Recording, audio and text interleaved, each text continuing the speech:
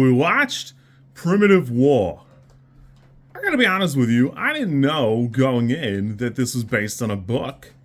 And by now there's like 3 or 4 of them. On Goodreads, they're rated pretty highly. They're all 4s and 5s. That there's no 5s, but it's 4.5 or something. So there must be something there that at least the people who do read them seem to like it pretty well. Where this movie is ironically at most a 4 for me.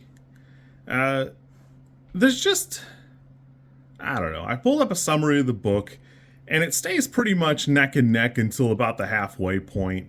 And then, there's kind of a big, there's a point where the movie diverges pretty significantly from the book. Weirdly, the Russian scientist lady is a man in the books, so that explains why there's no romance there, which, thank God, it really doesn't need it. And KWanten, I like him and stuff, but it would almost be like a weird episode of True Blood, because it felt like he fucked his way out of most of his problems. Well, into most of his problems, and then, out of them sometimes. Usually not out. I need you to understand, I wanted to like this movie. I really wanted to enjoy this and like it and love it, because it came out pretty close to the latest Jurassic Park iteration, the Jurassic World something, who cares? And I didn't like that, but I was like, oh man, this is like a cool Vietnam Dino Crisis movie. And it is that. There are parts of it that feel like that. Unfortunately, it's about a half an hour too long to have been as good, and there's just too much of a disparity in quality. There's a bunch of times where a character's talking to another character, and it's like the character's like abruptly bipolar. They just like switch attitudes right away in the middle of a scene, and then the action is a little wonky. There's a couple of them that are pretty good, but most of them look almost like a very high budget House of the Dead game. I mean that as a slur. I need you to know that I mean that in the most negative way possible, because while I like those games, it doesn't look good in a movie. And also, the dinosaurs kind of become bullet sponges in like the weirdest times and at the weirdest ways that it just should not be. There are a couple scenes where the first one is they're in a cave and the little tiny raptors attack them, and the movie is it's so hard to tell what's going on. You're not sure who's separated from who or why, or who's shooting and who's not. Everybody seems to have infinite ammo turned on, which is, it's fine in some stuff, but it would take you 2 seconds to make like a little reloading clip of, between battles and such. It's just, the movie is just schizophrenic. There's this weird oscillation where the CGI is really good, and then it is garbage. It's like if a sci-fi movie got a little bit more budget and a director who didn't care how long something took. Partway through, I had decided I wasn't enjoying the movie anymore, because it's just a little corny is a nice way to say it, but there's an element of this that when World War Z came out, people were mad because it wasn't just little tiny stories stitched together as like a feature film the way VHS is like a little anthology. And I kind of wish this were more like that, because I think it would do better. Like, the overarching story is a bit much.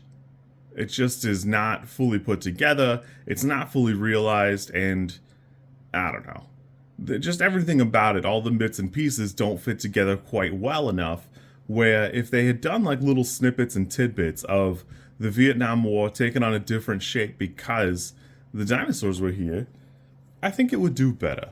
I just think it would be a more entertaining thing. It would have a little bit more teeth, ironically. And then you could still play Fortunate Son, which apparently everybody is contractually obligated to do if you make something about Vietnam War. For what it's worth, for all the complaints World War Z got at the time, that movie's pretty good. People still bring up the way the zombies piled on like a weird anthill. Sometimes it's like kind of a negative. I don't really care for that myself, but the movie overall is still pretty good. I had a good time, and I think it's a solid product. it's a great example of doing a lot with something that without like the Brad Pitt thing, I don't think it would be made. Or at least if it were made, it would be made with like a third less of the budget, and it would not have been the product it is now. Where this, I don't know if it needed like an A-list celebrity. Ryan Quanten's been in stuff. He's in 81 episodes of True Blood, so people have seen him, but he's not quite enough. Jeremy Piven's Tricia Helfer does a pretty decent job, but the writing is so poor in this movie. She also is schizophrenic, although she has kept a supply of morphine to last her almost a full year, which seems like a insane amount of time based on what I know about addiction, which is very little. So it just needed some love. I think that Luke Sparke is a mid director. He mostly produces fours, and Ethan Pettus is a pretty decent writer. He apparently does pretty well. He's got a lot of Goodreads reviews, and people obviously like his product. And I think the big problem here is he's just standing a little bit too close to the product, and it's probably hard to make a screenplay out of a book you wrote and then make it a product that's an entertaining movie too. So it almost needs like a third hand in there. I doubt Luke Sparke is much of a writer, because it seems like he divided all of his skill points between crappy director, mid writer, and then I'm sure there's a secret third thing where he actually puts skill points into character creation. I talk a lot about grading things on a curve, and there's an element of this that's, it's so cheesy, it wants to be good, but the three things you do that with, shark movies, dinosaur movies, and disaster movies, I don't think this deserves it. It's just not quite that good. The first couple Resident Evil movies are pretty entertaining, but they have this weird falling off, and this has the same elements of that, where the effects are oscillating so far between really good and really bad, and the writing is just so rough. I don't understand it. For me, this was like a 4. I didn't really like it. It's too long for what it is. I'm glad. It seems like the people who sought it out and really liked it seem to have enjoyed it. For me, it's just not going to be on my list anywhere, but whatever, it is what it is. You kids be good. If you like it, I hope you enjoyed it. Or if you watch it, I hope you enjoy it. It seems like the people who are going to seek this out probably will, and they know what they're getting into, where I just had high expectations for it. I think that, I didn't care to look up Luke Sparke before I pulled it up, and, it is what it is. I probably wouldn't have spent $10 on Amazon to rent it, but, it is what it is.